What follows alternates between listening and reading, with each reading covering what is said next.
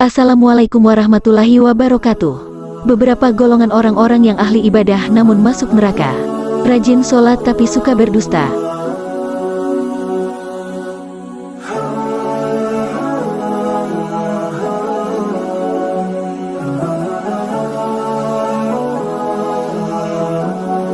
Rajin sholat namun suka minum khamar.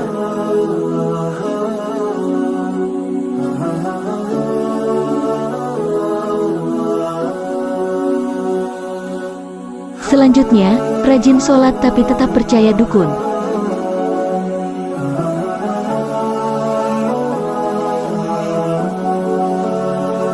Berikutnya, sholat tapi suka menggunjing orang lain.